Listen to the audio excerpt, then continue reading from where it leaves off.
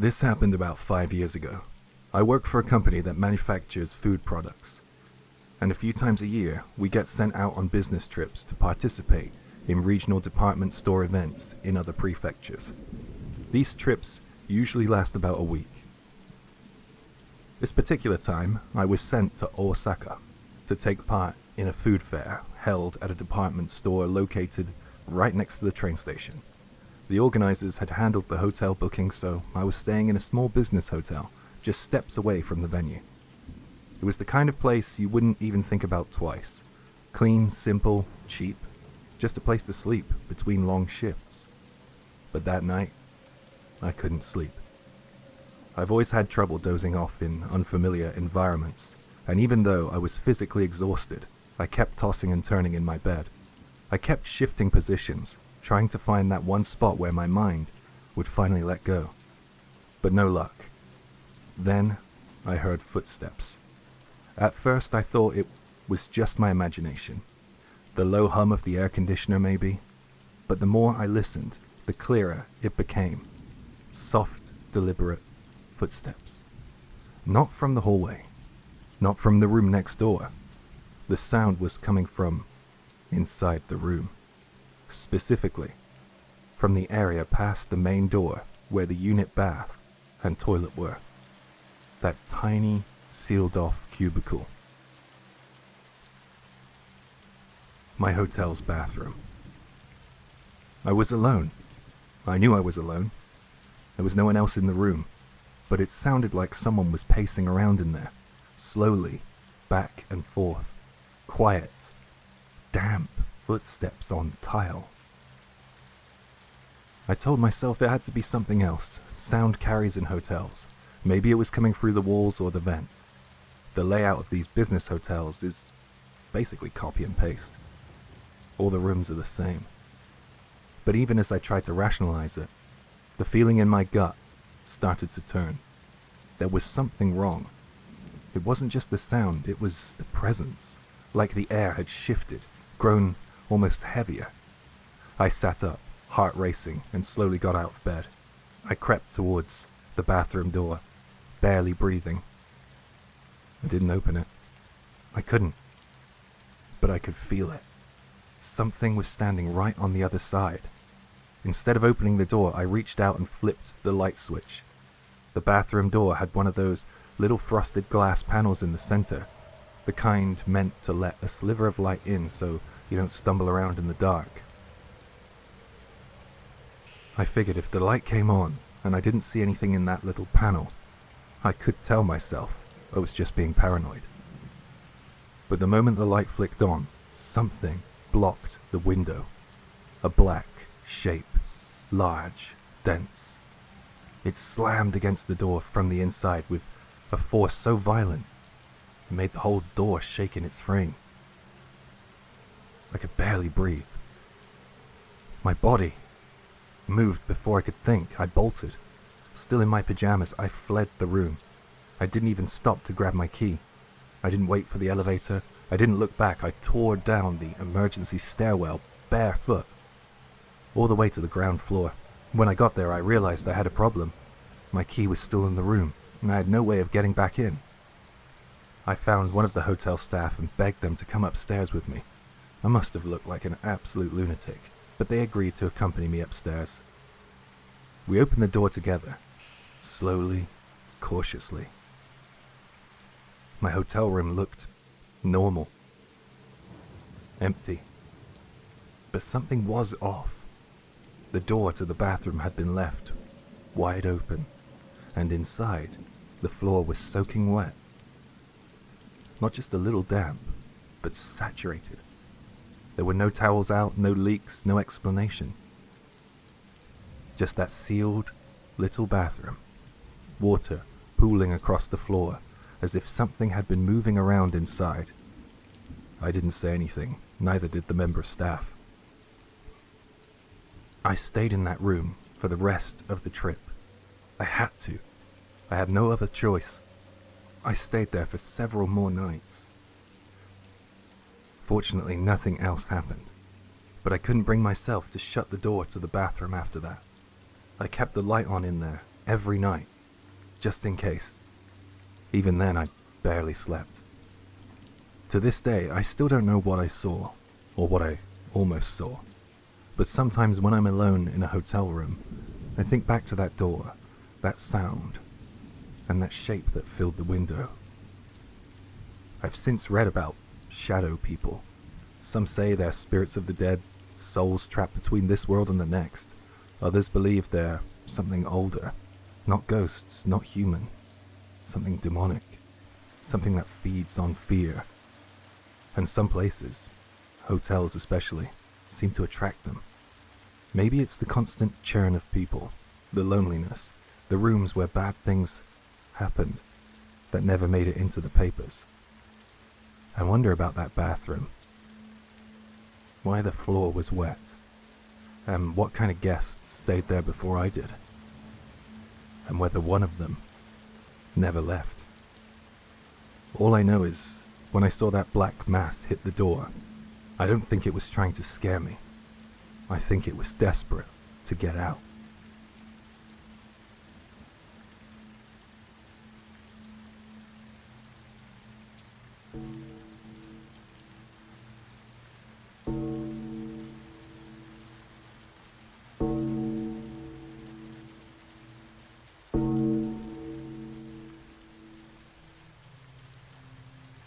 This happened 7 years ago, when I was a freshman in university.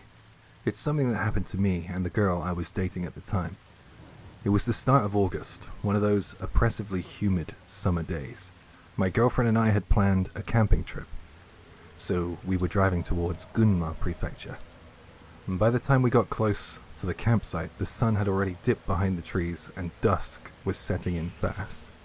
We hadn't even picked a place to pitch the tent. And honestly, we were too drained to bother cooking anything. We figured we'd just look for a place to stay the night instead. But we were deep in the mountains. It wasn't like we were going to find a ryokan or business hotel out here. After driving around for a while, we spotted a rusty half-collapsed sign on the roadside. It was for a love hotel. And it had a really tacky name. The paint was nearly worn off and there was a half-faded illustration of a heart. It read, 2 kilometers ahead, though the lettering was chipped and peeling with age. We weren't even sure if this love hotel would still be standing by the time we got there. The sign looked like it hadn't been updated in decades, but we were both drenched in sweat, sticky and uncomfortable from the humidity, and the thought of sleeping in the car without having a shower just was not appealing. So against our better judgment, we followed the arrow. The road was narrow and winding, completely deserted. Trees towered on both sides, pressing in like dark walls. Eventually we came upon it, a lone building, hunched and decrepit, tucked in a clearing overtaken by weeds and brush. The place was straight out of a horror film. I was already considering turning back. We'd never normally stay in a place like this, not in a million years, but out here with no other options, and night fast approaching, we forced ourselves to go in. Inside the entrance we found a counter. Above it hung a faded sepia-toned photo showing the interior of the rooms, now darkened with time and grime. Below it were a row of rectangular buttons, each marked out with a room number. As expected, none of the occupied lights were on. The entire hotel was empty. If we stayed, we would be the only guests that night, which I guess was kind of a plus. I pressed the button for the room furthest at the end, and we approached the counter.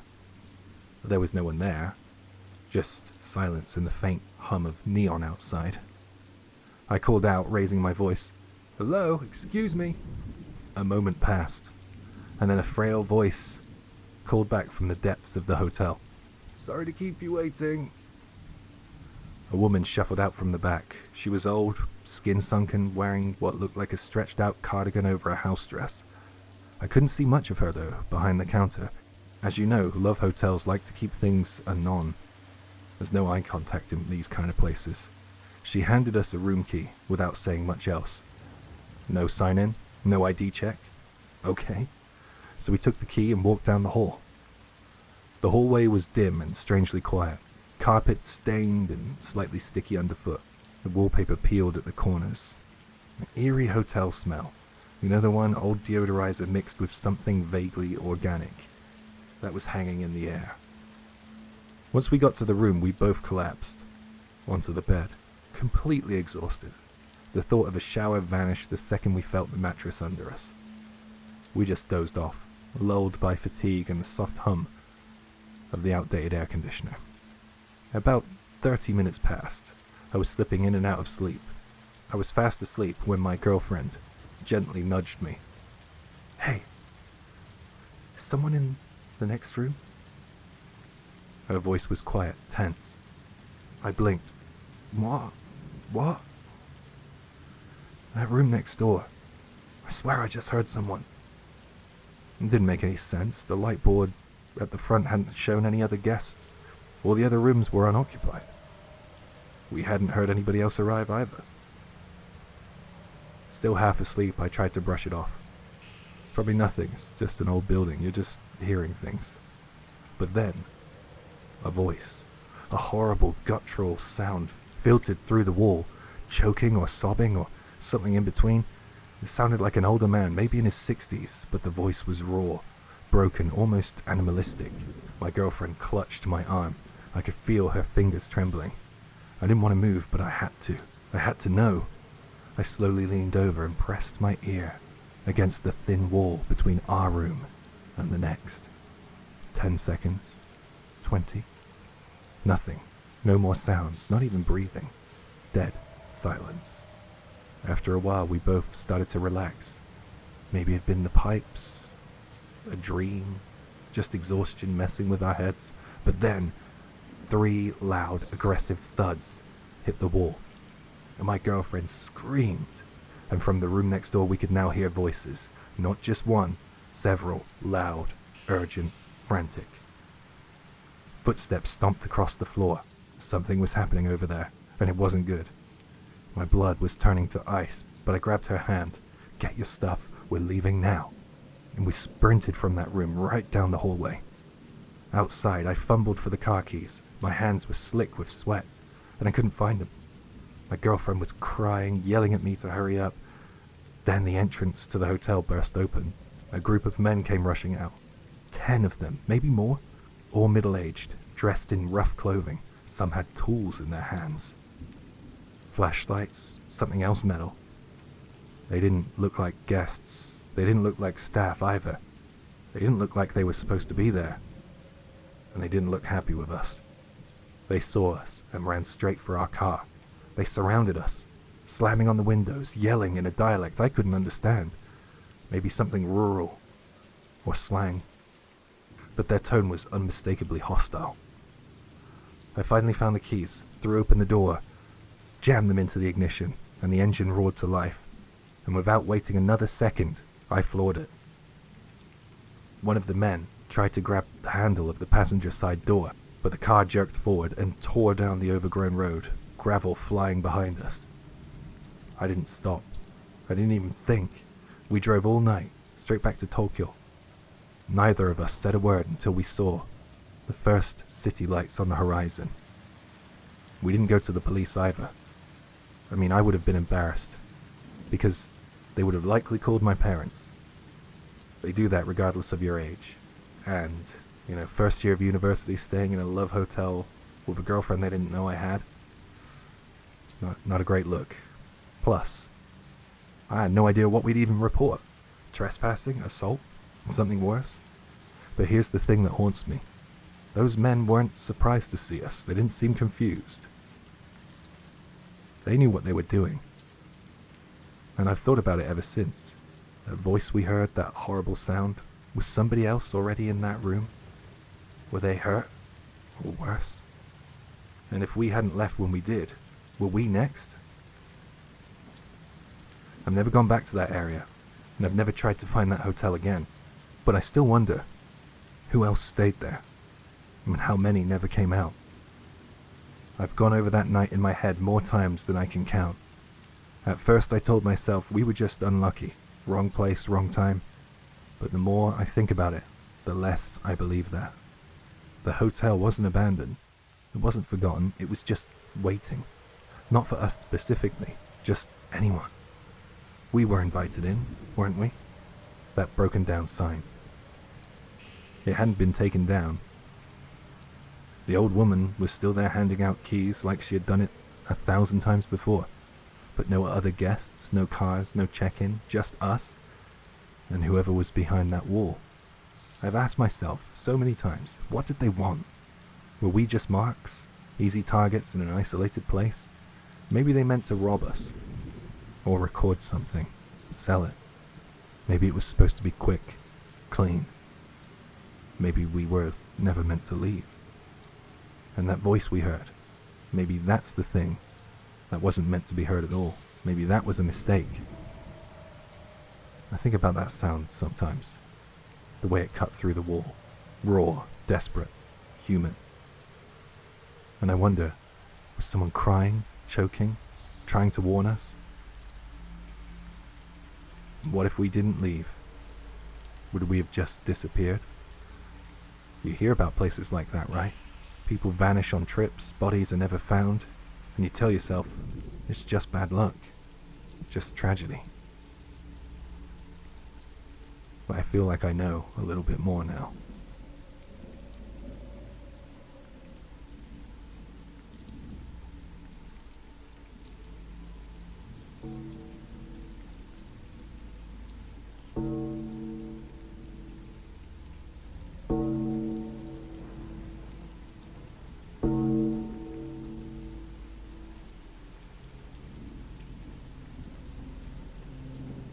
This happened about 5 or 6 years ago. My family has always liked going on trips. I say that, but it's not like we were constantly traveling. My dad's work kept him pretty busy. Still, we made a point to go on at least 1 or 2 family trips a year, without fail. That year was no different. We were doing a short trip around Tokyo, Yokohama, and Chiba. A kind of casual 3-day getaway. On the first night we stayed at a relative's place in Tokyo, and on the second night, we had a hotel booked somewhere in Yokohama. And that was the plan. There were 5 of us, my parents, me, my younger sister, and our little brother who was still a toddler at the time. We booked 2 rooms. My parents took the room next door with my baby brother, and I stayed in a room with my sister. Just one night. Then we'd head into Chinatown the next day and go home. Pretty standard family trip. The hotel didn't give off any immediate bad vibes. The lobby was clean, staff polite, and everything felt fairly ordinary. But something about the place felt off to me. Not threatening, just subtly wrong. The kind of feeling that you can't really explain, like the lighting's a little too dim, the air smells a little too still. We checked in and took the elevator up to the 9th floor, I think. Once we got to our rooms, my mum handed me one of the keys, and she and my dad went to the room next door with my little brother. We'd already eaten before checking in, and we picked up some snacks just in case anyone got peckish later. And by the time we finished bathing and settling in, the clock was creeping past 10 p.m. And we knew we had to be up early the next day, so we figured we might as well start winding down pretty soon. The thing is, I've never been able to fall asleep easily in unfamiliar places. It's not like it was my first time in a hotel, or anything like that, but I've always had a hard time sleeping when the pillow's different. The bed's too clean, too silent, too not home. Back then I was a junior high school student, and my sister was just a year younger. We weren't little kids anymore. It's not like I could go crying to Mummy saying, "I'm scared, I think there's a ghost." And besides, I didn't even believe in ghosts. Not really. Horror movies scare me, like they scare anyone, I guess, but they're made to do that. Being scared by a scary movie doesn't mean you believe in ghosts, it's just being human. Anyway, sorry for the long build-up, but here's what happened. That day had been packed. We did a ton of sightseeing around Tokyo, and by the time we got to the hotel, we were pretty wiped out. My sister fell asleep fast. She was out cold by around 11, I think. I felt a little uneasy being the only one awake, so I turned on the TV and flipped through the channels, hoping to find something funny or light to distract me. Eventually I landed on a variety show special, some comedy skit or game segment. Nothing amazing, but enough to keep my attention. But even as I watched, I couldn't stop glancing at the large mirror positioned right across from the bed. There's something about mirrors at night. They reflect more than just you. They reflect the darkness too. You then start thinking about what might be looking back at you. I avoided making eye contact with myself. I just kept my eyes on the screen and let the noise from the TV fill the space.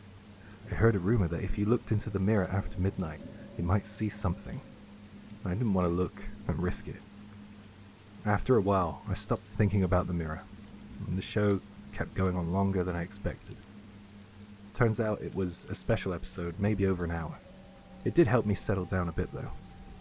But just as I was starting to feel sleepy, the program cut to commercials, and one of them caught my attention. It was weird at first, just a man and a woman sitting on a bus. But the woman looks anxious as she talks to the man. And I couldn't quite figure out what they were talking about. But then suddenly, she turned to the window, and out of nowhere, a ghostly face of a woman appeared in the window of a truck that passed by. The woman screamed, and the commercial cut to black. It was a trailer for a horror film, I think. I can't remember the name of that movie, but if anybody knows what it could be, please let me know. It spooked me way more than it should have. And I don't usually get scared from stuff like that. You know, trailers, late night TV, it's all fine. But that one hit me hard. Maybe because I'd finally started to feel safe again. That creeping sense of fear came crawling back like it had just been waiting behind a door. I tried to distract myself by watching more TV, but it didn't work. The unease was back, and it wasn't letting go this time. Then, tap, tap, tap. I heard something hitting the window. Just a soft sound, like a pebble, a loose branch, maybe a fingertip. It was nothing, I told myself. Maybe just the wind, maybe something got blown up 9 stories and hit the glass. Well, that didn't make much sense. But it was the only way I could stay calm. I didn't want to believe it was anything else. Tap, tap, pause, tap. The sound stopped for a bit. I almost let out a breath. Told myself I'd imagined it. But right as I was about to let my guard down, the tapping turned to knocking. Then the knocking turned to pounding. Not polite knocks, not testing, not hesitant, aggressive, rhythmic, deliberate. Like someone or something was on the other side of that window, 9 stories up. No balcony, no ledge, no way anyone could be out there. And yet, they were knocking. And they knew we were inside. I panicked and shut off the TV. The room light was still on, but I didn't care.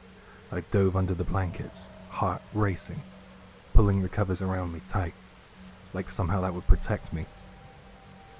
I squeezed my eyes shut, and I started counting sheep, anything to drown out the sound. I didn't know what else to do. I didn't even check if my sister had heard it. Eventually, everything went silent, and somehow, I don't even know when, I fell asleep. "Wake up, we're leaving for breakfast in 30 minutes. My mum's voice snapped me out of my sleep. It was morning already? Sunlight was streaming into the room. She opened the door and stepped in, cheerfully nagging us. "Get dressed, clean up, throw out your trash, open the windows, make the bed, and don't be late, or we're leaving without you." And then she left for the buffet. I sat up groggily, rubbing my eyes. I'd completely forgotten about the knocking. Just chalked it up to a weird dream. I woke up from that hazy state where you don't question anything. You just stretch and wish you had about 5 more minutes. My sister was already up and dressed and energetic as ever. She always wakes up first. I dragged myself out of bed, still half asleep, and stumbled over to the curtains. That's when I saw it, and I really wish I hadn't. God, I wish I hadn't looked. The glass was covered in handprints, dozens of them, all on the outside of the window. Not 1, not 2, not smudges. Full, defined palm prints, layered over each other, streaked in condensation, clinging to the surface, like something had been trying to get in. This hotel didn't have balconies. No fire escapes on that side. No external access, just the sheer drop from the 9th floor. And the window, it was one of those that was only designed to open at 45 degrees, just enough for ventilation. No way someone could have climbed out, let alone stood out there. And the most disturbing part was the handprints were small, way too small. Smaller than mine, and I was a small kid at the time. These prints were the size of a young child's, a kindergartner's maybe. They were all smudgy, like they weren't real, or maybe not even human. The blood drained from my face. I felt cold all over, and now, when I think about it, I get that same chill. But still, I don't believe in ghosts. I really don't.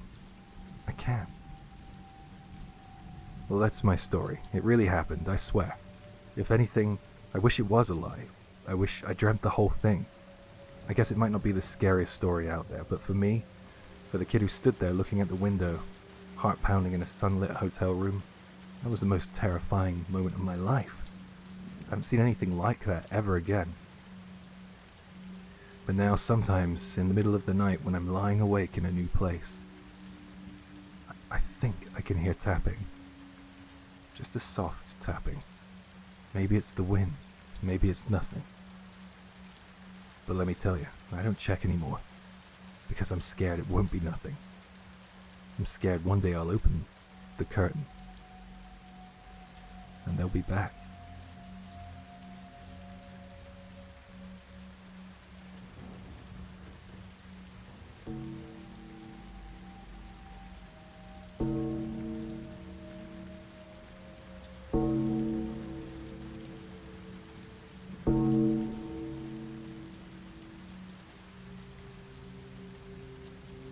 This happened about 4 years ago.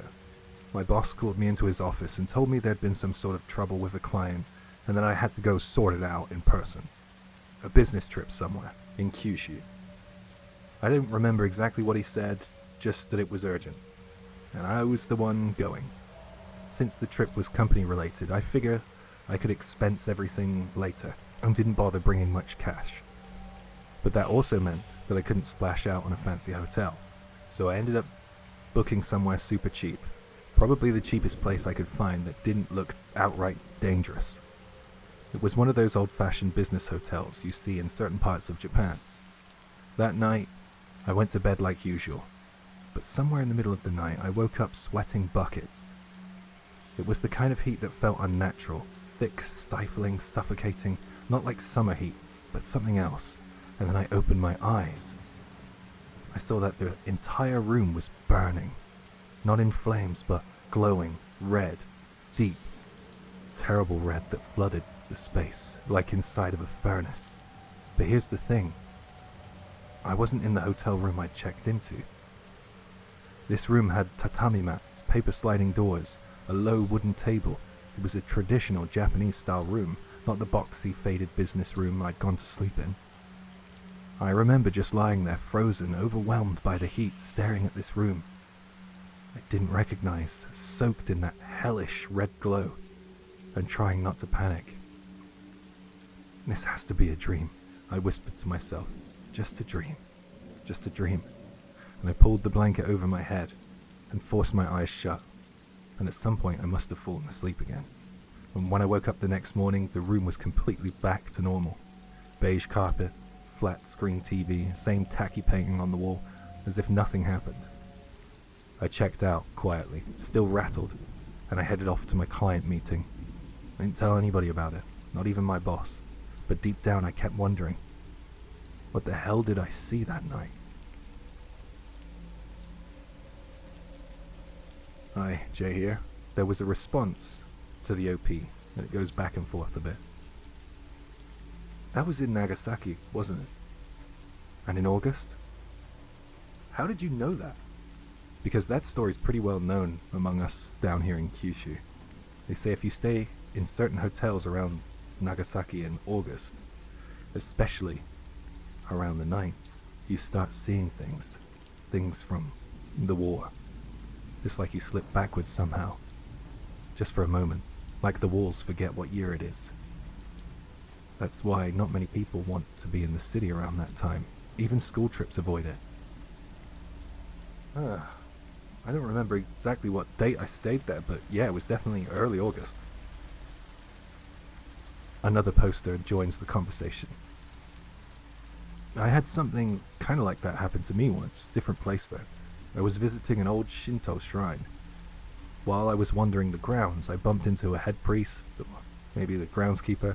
Anyway, he started chatting and walking me around, and at one point he paused in front of this strange little plant, and it looked like it hadn't been tended to in years. He said, "This plant almost never blooms, but this year it did. But according to legend, when it blooms, the next year brings a great national disaster, a war, a calamity, something big." I just kind of nodded, didn't think much of it, but later it hit me. That was the year before the Tohoku earthquake and tsunami. Was that in Okinawa? No, but one of the islands in the Seto Inland Sea. And it goes back to the original poster now. I think about that night, that heat, that room, that color. It didn't feel like a dream. It felt like I was stepping into somebody else's final moments. That heat was the kind of heat that makes your lungs stop working. The kind of red that's burned into your eyes even after you close them. And knowing what I know now, that I was in Nagasaki and it was August, I don't think it was just some random nightmare. Maybe I caught a glimpse, a memory that got left behind, a scar still burning under the floorboards of the city. I wonder how many others have seen it, woken up to that unbearable heat, that glowing red air. And I wonder what kind of people slept there before me, what they saw, what they felt, and those who experienced the real event. Oh, I don't even want to think about that.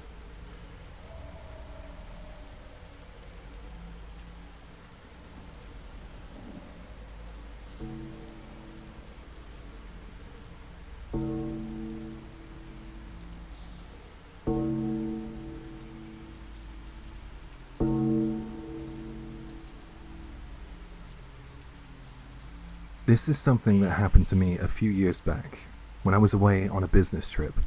That day I had traveled from Tokyo to a certain prefecture in the Tokai region for work. It was supposed to be a pretty straightforward trip, but the plans suddenly changed. The next day I had to head in a completely different direction than originally scheduled, so I decided to stay overnight in a city. Let's call it Y City, since it would be more convenient for the following morning. While tapping around on my phone looking for hotels, I found that almost everything was either fully booked or way out of budget, probably because it was such short notice. In the end, I managed to find one listing that just barely fit into my company's business travel budget. Back then, the company I'd worked for had a set policy. No matter how cheap your hotel stay is, you would get reimbursed a fixed nightly allowance.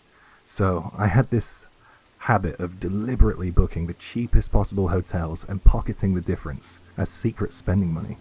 My wife didn't know, of course. It was my hidden little fund. The website for this particular hotel had a pretty bold statement on its homepage. Windowless rooms available at a great discount. Well, that should have been a red flag, but I didn't think much of it. I was checking in late night anyway. I'd be leaving early in the morning. It's just a place to sleep. I wasn't going to miss a window for the night, so I thought, why the hell not? And I booked it. I arrived and got out of the elevator on my floor, and the first thing I noticed was how weird the atmosphere was. The hallway was dim and lifeless. There was this oppressive stillness hanging in the air, the kind of silence that just feels off. But I shrugged it off. It's a cheap hotel. What do you expect? My room was right in the middle of the building. If you imagine the hotel floor layout like it's basically a square within a square, my room was located right in the inner square, boxed in by hallways and the other rooms. It had no windows at all, just 4 walls, a ceiling and a door. The room was a twin, so I decided to spread my luggage out on one of the beds and just use the other for sleeping. I was pretty worn out, so I took a quick shower and got into bed and started dozing off. That's when I thought I heard something. A chime, a doorbell, just once, faint enough that it might have been part of my dream. It startled me awake though, but not fully. I figured it was probably just some drunk salaryman coming back from a night out in the nearby entertainment district and accidentally pressing the wrong room's intercom button. That thing kinda happens, right? I let my eyes close again and readied myself to slip back to sleep. But then, I heard the chime again. Twice. This time it was clear, loud, real, 2 deliberate rings. That's when it hit me like a jolt of electricity. This room doesn't have an intercom. No bell. None of the rooms do. This is an absolute bare bones, no frills business hotel. There's not even room service. No reason to install intercoms. Why would there be a doorbell? As I lay there frozen, trying to rationalize it, another sound joined the room. Patter, patter, patter. The unmistakable sound of a child's footsteps running down the hallway. It started far away, at the edge of hearing, but then steadily grew louder, closer. And then, without the door ever opening, those footsteps came into the room. And I could not move. I heard the sound of someone bouncing on the unused bed. The mattress springs squeaked and groaned, as if something small and light jumped up and down. And then a child's laughter, soft, high-pitched, playful. The giggle of a kid lost in their own world. As I lay there, still, every muscle locked up in fear, my breath even caught in my throat, I thought, if I don't open my eyes, if I pretend to be asleep, maybe it'll go away. I squeezed my eyes shut tighter. That was about the only part of my body I had any control over, and I tried to breathe slowly, calmly. And then I felt it. A tiny hand tapping my cheek, and then my shoulder, like a child trying to get my attention, like they wanted me to play. The hand was ice cold. Not the cold of an air-conditioned room, but something deeper, something bone deep. Tap, tap, tap. I didn't move, I didn't react. I just kept pretending to be asleep. Eventually the presence faded, and the pressure on the bed vanished, and the room returned to silence. No more footsteps, no more laughter, no more hands, just silence. Eventually, I fell asleep, or maybe passed out, I really can't remember. The next morning I woke up and immediately checked out without saying much to the front desk. I just didn't want to look back. And to this day I wonder if that night was just a dream, a stress-induced hallucination maybe. Maybe it was my imagination playing tricks on me. Well, that's what I like to tell myself anyway. But the realness of it, the sound of the laughter, the touch of those small, cold hands, those are things I can never forget. Even now when I stay in hotels for work, I avoid windowless rooms. That was the single most terrifying experience of my life, and whether it was a dream or something else, I never want to find out. I've stayed in lots of hotels since then, some fancy, some falling apart, but I've never booked a windowless room again. And lately there's something I can't stop thinking about. That room, that one room boxed in like a tomb, with no light, no air, no view. What if it used to have a window? What if there was a reason they sealed it up? I did a little digging once, nothing serious, just curiosity.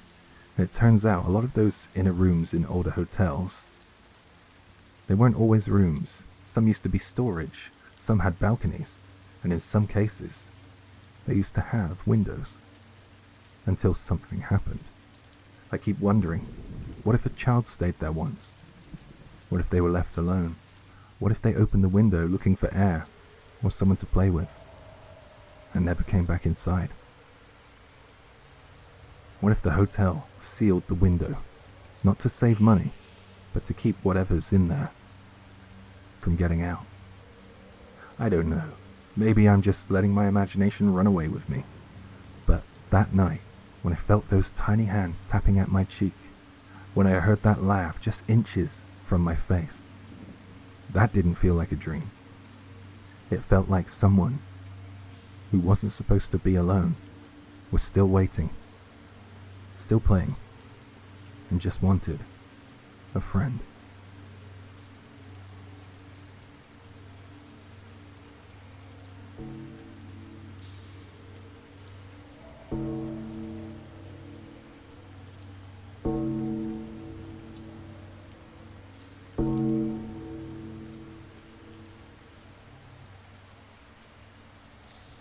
This happened several years ago. At the time I was a student, and I had a boyfriend who went to the same school. We'd been dating for about a year, when, on a whim, we decided to take a short trip together to Karuizawa. It was early March, and even in central Tokyo, it was snowing heavily that day. Both of us had packed schedules, and we rarely had time to travel, but we decided to go anyway. It was our first trip as a couple. Since we were both on tight budgets, we drove instead of taking the train. The further we got from Tokyo, the worse the snow became, and by the time we reached Karuizawa, the snow was so deep that just stepping into it swallowed our legs up to our knees.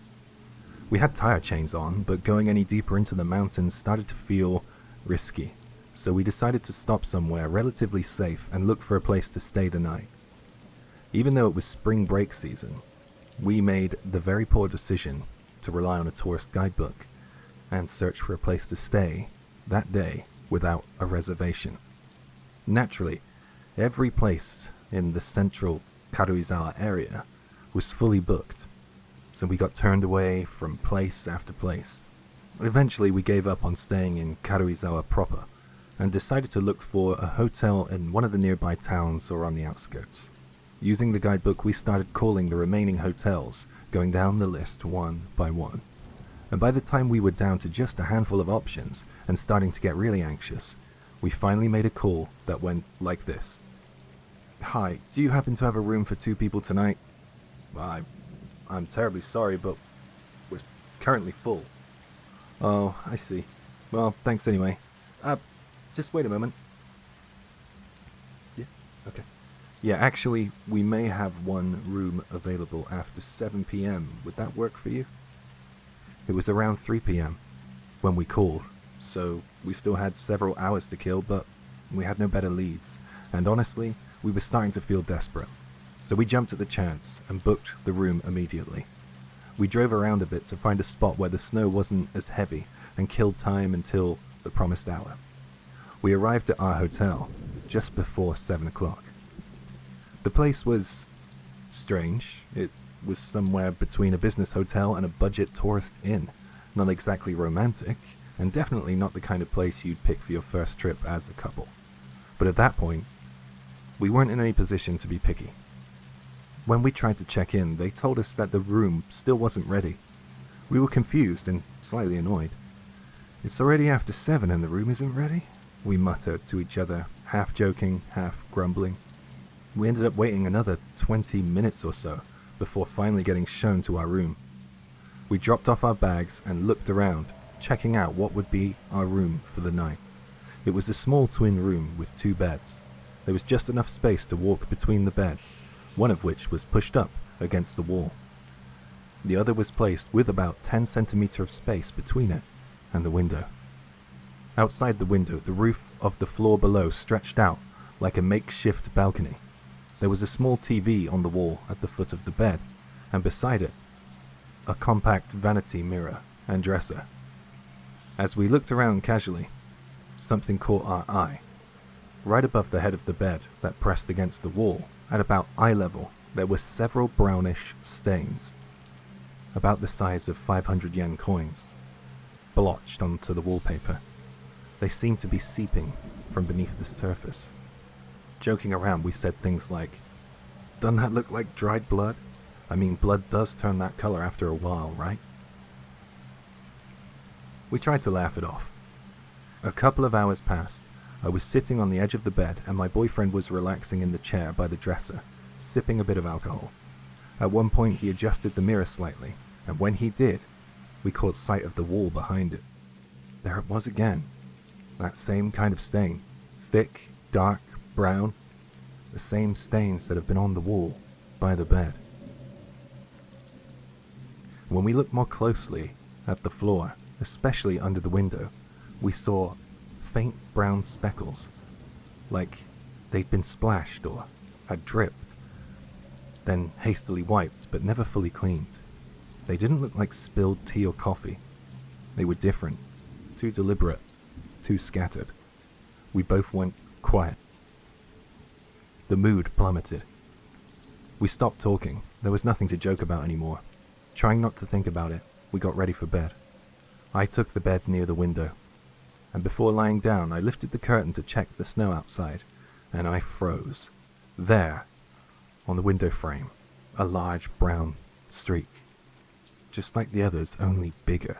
It was smeared down the wallpaper, like something had oozed or dragged down from the top corner, leaving a long, stained trail.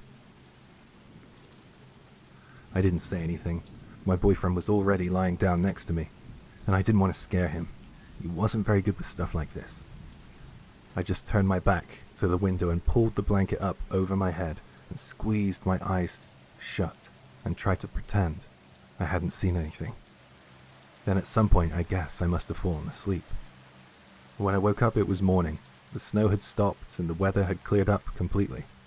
We checked out and spent the day wandering around the Karuizawa area before heading back to Tokyo. On the drive home, we stopped by at a family restaurant to eat, and while we waited for our food, my boyfriend suddenly spoke, his expression serious. "Hey, did you notice those stains on the wall? Brown ones? Ones we said looked like dried blood?" I didn't want to freak you out, so I didn't bring it up, but seriously, what did you think? I answered carefully. "Yeah, I thought they looked like blood too, if I'm honest, but I mean, they wouldn't let us sleep in a room like that if it really was that, right? It must have been something else." I didn't believe what I was saying, but I just didn't want him to panic, so I kind of lied. And then he said, "Actually, I didn't want to say this earlier, but I had a dream that night. And I never dream, I'm not the type. But this one felt real. It was in color, but it had no sound. I was in that room, the exact room where we stayed, and I was looking down at it like I was watching from the ceiling. There was a middle-aged man in the room, and he was stabbing a high school girl over and over with a knife. She ran around the room trying to escape, leaving bloody handprints right where those stains were, and in the end he dragged her body out through the window. I've been trying not to think about it, but I can't shake it. It felt so real."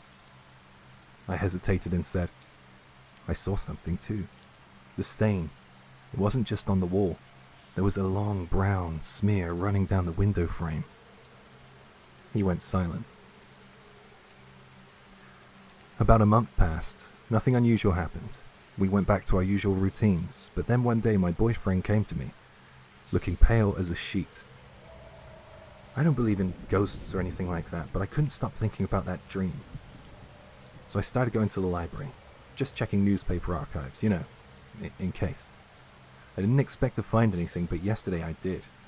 The hotel had a different name back then, but the address matched. It was the same building. Years ago, a man murdered a young girl in there. The article didn't have a photo or much detail. It was just a small piece, but the timing, the description, I think the dream I saw was that. I think I saw what happened in that room. To this day, I don't know what that dream was. Maybe it was a coincidence, maybe not. We were lucky, I guess. Aside from the stains, the dream, the silence, nothing else happened to us. But I'll never forget that room, and I'll never forget those stains. And I'll never forget those stains. Hi, Jay here. I had a look for any potential true crime stories that could be linked to this story, but I came up short. I would just like to add a couple of points to ponder on. Regarding the dream, some spiritual beliefs, especially in rural or Shinto-rooted contexts, hold that the soul of the dead reaches out to the living through dreams, especially to those who sleep in a place where they died.